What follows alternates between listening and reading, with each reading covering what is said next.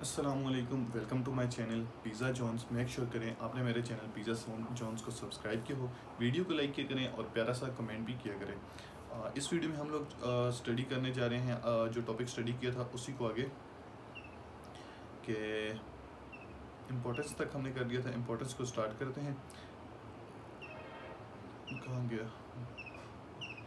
अच्छा, हम लोगों ने अभी तक जो किए सीरीज़ में टाइपोलॉजीज़ को किया पहले, फिर टाइपोलॉजीज़ ऑफ कन्फ्लिक्ट को किया और लास्ट वीडियो में हम लोगों ने टाइपोलॉजीज़ जो है वो इंटरनेशनल रिलेशन के अंदर स्टडी किए।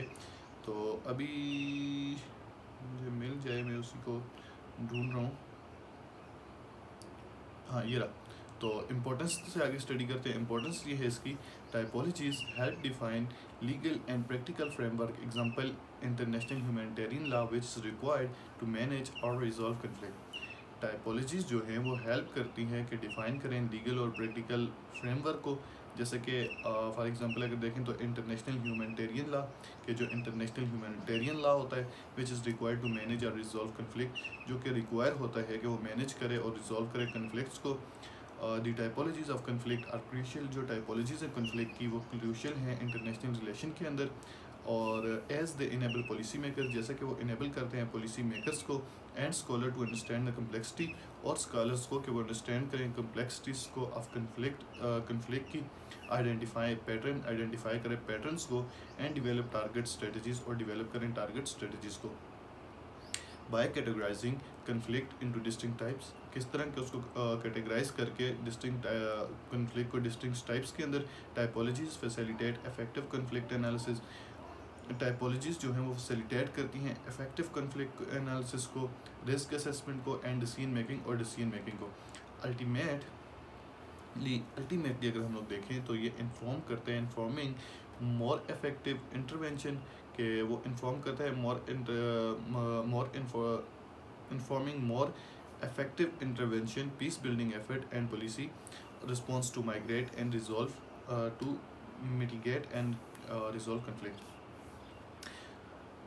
मतलब इसका ये होता है कि जो मोर इफेक्टिव इंटरवेंशन होते हैं और जो पीस बिल्डिंग एफर्ट होते हैं और जो पुलिसी में रिस्पॉन्स को मिटिगेट करता है और रिजॉल्व करता है कन्फ्लिक्ट्स को। फिर आ जाते हैं इसके पर्पस की तरफ। इसका पर्पस क्या है? पर्पस हमारे पास ये है, the purpose of typologies of conflict is to categorize conflict into distinct type.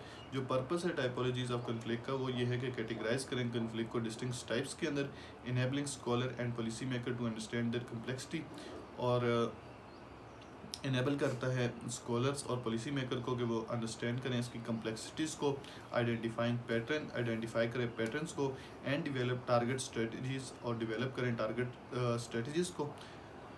This facilities effective conflict analysis, ये जो फैसिलिटीज़ हैं ये इफेक्टिव होती हैं कन्फ्लिक्ट एनालिसिस के लिए, रिस्क असेसमेंट के लिए एंड डिसीजन मेकिंग और डिसीजन मेकिंग के लिए।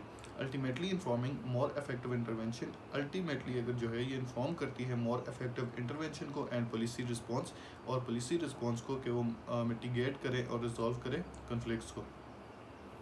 फिर उसके बाद है typologies of conflict in international relation. Typologies जो हैं कन्फ्लिक्ट की इंटरनेशनल रिलेशन के अंदर। Typologies of conflict in international relation categorize conflict into types like interstate, intrastate, translational actor. They can also focus on drivers like ethnic, resource-based, ideological, or intensity level. These types help understand conflict dynamic and guide policy responses.